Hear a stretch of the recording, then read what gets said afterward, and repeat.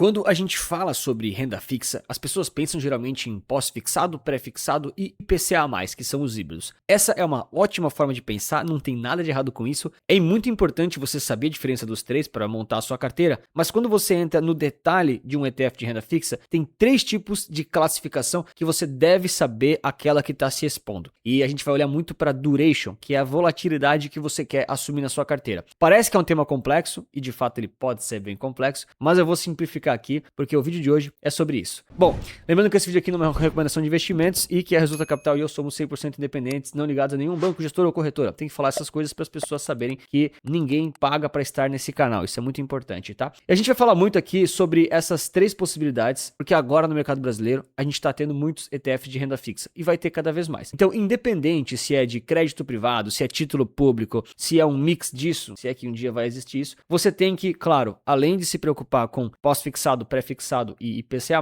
você também tem que saber claramente o tipo de oscilação que o seu ETF vai assumir na sua carteira. E tem esses 3 tipos aqui que eu estou respeitosamente roubando aqui do meu próprio podcast, que foi uma fala que um dos caras da XP Asset, a parte de ETFs deles, ele falou no meio do podcast. Vai sair em breve o podcast com eles e foi um insight tão bom que eu decidi dedicar um vídeo só para isso. Então eu vou deixar aqui os créditos respeitosos aí, a classificação que os caras da XP fizeram, o Danilo e o Léo Vasquez lá. Um abraço pros caras. Bom, o grande ponto aqui que você tem que se preocupar, claro, deixar o like, se inscrever no canal e comentar qual é o ETF que você mais gosta e que tem na carteira, mas é a relação ali da duration que você está assumindo. A primeira forma aqui que a gente tem de duration, que é a mais comum, a mais conhecida e aquela que a gente viu há mais tempo já no mercado brasileiro, é a chamada duration variável. Então, antes de falar sobre as durations, vamos entender o que é de fato a tal duration, né? Então, em palavras muito simples e muito diretas, a duration mede quanto tempo, em média, você leva para receber de volta o seu valor investido, juros mais o principal. E não é só isso, ela também mostra como o preço do título reage às variações das taxas de juros. Quanto maior a duration, maior o impacto das taxas de juros e maior a oscilação que você vai ter na carteira. E aí duration também não é exatamente igual ao prazo médio da carteira, né? Então a parte importante aqui que você tem que gravar é, quanto maior a duration, maior ali a sua volatilidade e oscilação que você vai assumir na sua carteira quando as taxas de juros variam. Ah, Antônio, eu só invisto nos ETFs que são muito próximos do CDI e tal,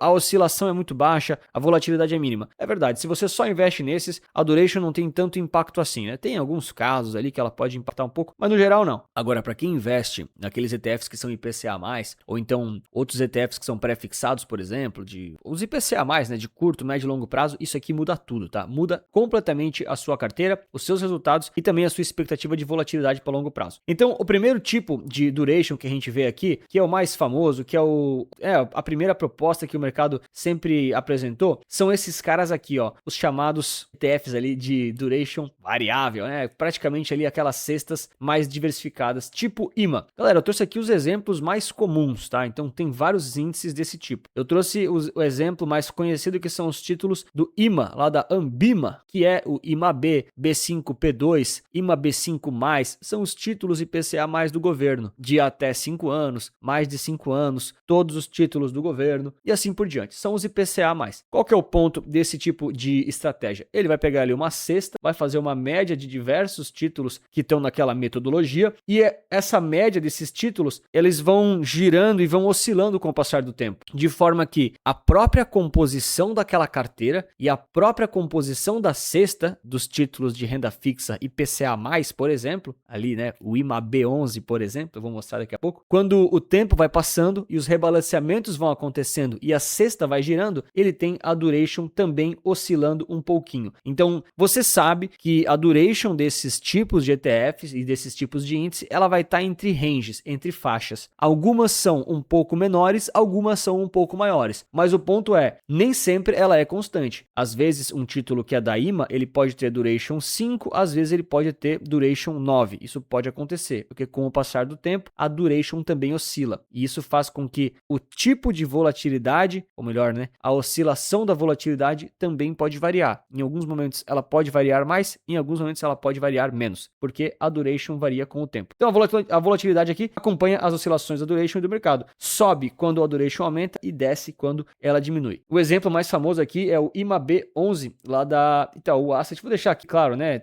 Tem vários concorrentes também, tem o BTG, tem vários desses tipos de ETFs. Esse aqui é o mais conhecido porque porque é o índice mais famoso, né? Eles conseguiram botar o nome do ETF, praticamente aqui o índice, né? Então, putz, não tem nome mais icônico do que esse. Então esse é um ETF que tem volatilidade relativamente alta, na minha opinião. Pega todos os títulos ali médios aí pega a média geral dos IPCA+, né? Então você tem aqui, ó lá, um monte de NTNBs do Tesouro Nacional, títulos públicos seguros. Quando esses títulos vencem, ou então trimestralmente, se não me engano, tem um rebalanceamento, ao entrar um e sair outro, ao a composição mudar um pouquinho e ser rebalanceada, a duration desse ETF, que ele também vai oscilando, ele também vai variando, né? Pegando aqui o histórico do preço yield que os caras fazem, ó, tem aqui ó, o IMAB 11, né? Então ele tá pagando um yield de 8,89%, IPCA mais 8,89% e a duration de 5 anos. Em alguns momentos, essa duration vai ser 7, em alguns momentos ela vai ser 8 ou talvez até 9 anos. Ou seja, a duration variando, a oscilação desse ETF também vai ficar mais sensível, vamos dizer assim. Não quer dizer que ele vai se tornar mais volátil. Não necessariamente ele vai ser mais volátil. Caramba, agora eu tô tendo uma epifania. Como é difícil explicar alguns conceitos de forma simples. É desafiador. Mas o ponto aqui é, com o passar do tempo, o tipo de volatilidade e a sensibilidade que esse ETF vai assumir vai variar. É assim que a metodologia funciona. Não é que é ruim, não é que tá errado, mas é a proposta mais conhecida, mais tradicional. O segundo caso, que já vale para quem deixou o like e se inscreveu no canal, é justamente os ETFs que são monoativos ou então tem uma target de vencimento. Mais ou menos isso, tá? Eu tô usando aqui os exemplos IPCA+, que são as NTNBs, porque é um exemplo mais fácil de descrever. Tá? Mas isso aqui pode acontecer com pré-fixados também, pode acontecer até com crédito privado ali, dependendo dos cenários. Então, diferente da cesta, aqui você tem apenas um título, geralmente, dentro do ETF. Geralmente é um título público também, tá? Então, a gestora ali que lança esse tipo de produto, ela escolhe um vértice específico para quando chegar lá, o ETF não vencer. Ele talvez role esse título para o próximo vencimento ou que vira uma cesta, mas garantindo ali aqueles impostos de 15%, que é o mais barato. O que acontece quando você compra apenas um único título, né? Um único bond aqui, pela imagem que a IA gerou? Você tem uma duration e uma volatilidade muito mais esperada e controlada. Então agora que a gente está em 2026, por exemplo, aqui no início desse gráfico, a duration ela é maior. Se a gente pegar um exemplo ali de 2030, 2040, né? Porém, quando o tempo vai passando, a gente vai ficando mais próximo do vencimento daquele título. E aí, quanto mais próximo você tá do vencimento, menor a duration, menor a volatilidade e menor aqui a oscilação do ETF e do título em si. Quando chegar lá no final, o que vai acontecer com aquele ETF? Ele vai assumir uma duration constante, geralmente, tá? Geralmente ele vai ter uma leve variaçãozinha aqui, né? Depende de cada caso. Mas aqui você tem uma expectativa de que a volatilidade ela vai diminuindo com o tempo. Aqui não. Aqui ela vai oscilar. No passar de muitos anos, muita coisa pode acontecer no caso 1. Pode aumentar, pode cair, pode subir. A duration em si, não estou falando do ETF, estou falando da volatilidade. Já aqui não. Aqui a volatilidade tende a diminuir. Justamente está escrito, né? Tende a diminuir consistentemente conforme o ativo se aproxima do vencimento, que é o target. Ao final, vira uma cesta ou rola para o próximo perfil. Esse aqui, eu vou trazer aqui o exemplo justamente dos caras que estiveram no podcast, que eu ainda não consegui postar, mas vai ao ar em muito breve, que é a galera lá da XP, né? O Itaú acho que também tem exemplos desse tipo. Quem mais que tem exemplo desse tipo? Acho que o BTG também acho que lançou exemplos desse ETFs parecidos, né? Que tem... Cara, muda alguma coisinha sempre, né? Muda a taxa de administração, muda alguma coisinha ou outra. Mas esse aqui é o exemplo de 2030, então, né? É um ETF que ele compra a NTNB de 2030. E o que acontece quando chegar em 2028, por exemplo? Não é 2030. Foi uma coisa legal que os caras até falaram lá no podcast, né? Então, o que acontece? De 26 até 28, tem uma volatilidade que está diminuindo com o passar do tempo. Quando chegar em 28, vai faltar mais ou menos, vou arredondar aqui, né? 2 aninhos para o título vencer. Quando ele chega em 2 anos, o que acontece se a gestora não faz nada? O ETF ele pode ser desenquadrado. Na real, ele vai ser, né? Se não fizer nada, ele vai ser desenquadrado no imposto de renda, que é o mais barato, 15%. Então, se você deixar, né? Vamos supor que a gestora esqueceu de mexer no ETF, só comprou e não fez mais nada. Se eles deixarem acontecer as coisas, deixar rolar, né? Chegou lá em 2029, 2030, esse ETF vai assumir ali um prazo médio de repactuação menor de 2 anos e ele vai ter um imposto de renda ruim. Isso infelizmente, é a lei. Pode assumir impostos de renda ruim, né? 20%, 25%. Nesse caso aqui, o imposto é 15% hoje, né? E aí eles constroem um ETF da seguinte forma. Quando chega em 2028, que aí faltam 2 anos para o vencimento, ele ainda está na alíquota de 15%. Na hora que ele está quase perdendo a alíquota de 15%, eles automaticamente não, né? Eles manualmente, mas, né? Tá previsto em regulamento, eles rolam, no caso da XP, né? Do 2030 para o próximo vértice. Por exemplo, 2035 ou 2032, não lembro de cabeça se é um ano, exatamente um ano para o próximo ou se é de 5 anos. Não lembro, que é o regulamento. Mas eles vão rolar para o próximo para você nunca ter ali o vencimento do ETF e também nunca pagar o imposto de renda ruim, entre aspas. Alguns dos concorrentes, e também tem esses ETFs que vencem num prazo específico, eles têm uma proposta diferente, que quando chegar lá naquele prazo, ele se torna uma dessas cestas aqui, né? Uma das cestas que a duration varia um pouco, mas eles escolhem uma cesta bem curtinha, de curtíssimo prazo, dentro do imposto de renda barato, e aí eles conseguem ter ali uma solução que não vence nunca, mas que continua mais estável possível, mantendo o imposto de 15%. Então o mercado brasileiro tem muitas dessas opções. Número 1, é a mais conhecida, é a mais famosa, é uma ótima para você começar, se quer aprender, né? Começar pelos mais curtos, que são menos voláteis. E a gente, ano passado, se eu não me engano, ali em dezembro, começou a ver os primeiros monoativos, que são as soluções novas que tem a diminuição da volatilidade com o tempo. Isso aqui é interessante para os cenários, né? Esse aqui do meio que eu tô falando, né? Esse aqui é interessante para o cenário de quem tem alvos mais ou menos no radar. Pô, Anthony, eu quero que lá em 2040 minha carteira já esteja mais ou menos assim. Eu não quero ter tanto trabalho para rebalancear, ou então eu quero aportar sempre no mesmo para quando chegar lá eu ter mais ou menos um valor nesse tipo, uma volatilidade daquele tipo. É muito interessante para esses cenários que a pessoa tem uma clareza muito grande. Se não, a cesta diversificada funciona muito bem também, tá? Eu não tenho nada contra. Algumas pessoas no mercado não gostam dos IMA, né? IMA B, IMA B5P2, IMA B5+, que tem muitos ETFs desse tipo. Itaú tem, Bradesco, TG, cara, tem um monte de gente tem, tá? São ótimas soluções também, mas elas têm essa duration um pouco mais variável, né? Principalmente nos índices de prazo mais longo, que são os mais voláteis. Aí você pode ter muita oscilação de duration, você tem que ter muita clareza do que está fazendo. Aqui você tem que saber o que está fazendo. Vai comprar ETF, compra IPCA de longo prazo, você tem que saber o que está fazendo, senão vai levar um fumo e vai ficar falando ETF é ruim. Na real, você só não sabia o que estava fazendo. Isso acontece em todo o mercado financeiro, né? Em todas as coisas, até no stock pick. Então tem que saber muito bem o que está fazendo. E por fim, a gente tem então essa última opção, que é basicamente uma novidade que está surgindo aqui no Brasil. Eu fiz já um vídeo falando sobre essa novidade aqui, que são os chamados ETFs de duration constante. A duration constante é uma coisa bem nova aqui. Eu acho que a gente vai ter mais algumas opções em breve, mas eu não acho que é uma coisa que vai se popularizar tanto, pela complexidade de explicar. Tem muita coisa no mundo dos ETFs que é difícil explicar. Eu tento me desdobrar aqui para ser simples, mas eu vejo que eu falho várias vezes. Então, a duration constante tem uma proposta um pouco diferente dessas duas anteriores. Primeiro, ela não pega um único ativo, que ela vai pegar sempre uma cesta, mas diferente de uma cesta mais padronizada, um índice mais do tipo média zona geral do mercado, que é essa duration variável, né? Que acontece ali com os índices IMA, a duration constante, ela usa cestas que se esforçam ao máximo para tentar ficar ali com a volatilidade constante. Não é o preço do ETF constante. Parece bobagem, mas eu tenho que falar essas coisas porque tem gente que pergunta nos comentários e essa pergunta não está errada. Perguntar nos comentários não é errado. Todas as perguntas são importantes. Tem gente que fala, pô, mas se eu comprar, o ETF nunca vai se valorizar? Claro que não, né? O ETF, porra,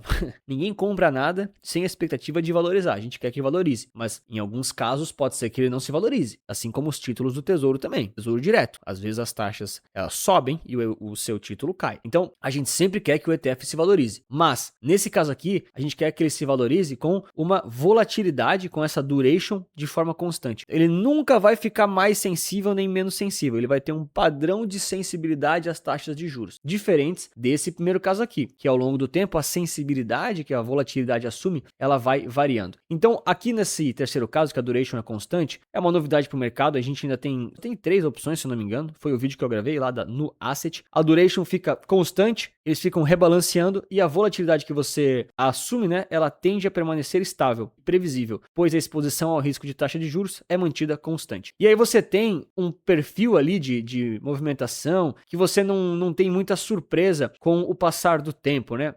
Aqui eu trouxe, eu já tenho um vídeo disso aqui, eu não vou fazer muitos comentários, são os 3 lá no Asset, NB10, NB05, NB02, que eles tentam manter de forma constante, 10 anos, 5 anos e 2 anos a duration ali, né, a média da carteira, tá? E eles mostram aqui, ó, como as durations podem variar, né, aqui cara, essa imagem aqui é muito boa, abraço pra galera da Nu Asset também, ó, aqui eles mostram as durations de 5 anos, a duration aqui, né, essa aqui, que desenhar, né, vamos desenhar, ó, essa daqui, ó, é uma duration que ela tem a tentativa que ela seja constante, né, galera? Constante, só a imprevisibilidade do mercado, né? O resto nada é constante. Mas é quase certo que é 5 anos, ela oscila bem pouquinho. Já o índice IMA, por exemplo, que é aquele que eu tava falando, né? IMA B, IMAB, ele tava lá, ó, 5 e pouquinho, né? 5,8, abaixo de 6, mas já assumiu aqui, ó, padrões perto de 7, perto de 9. Então, a volatilidade que você tem e a sensibilidade à alteração das taxas de juros na carteira do IMAB, ela varia. Ah, Antônio, isso é ruim? Não, não é ruim. É um comportamento. Se você sabe trabalhar com esse tipo de comportamento e a alteração da sensibilidade, não é ruim. Nada é ruim. Tudo funciona. Tudo funciona. Só que tem que saber muito bem os cenários que eles se comportam de um jeito, os cenários que eles se comportam dos outros, para você também não levar nenhum.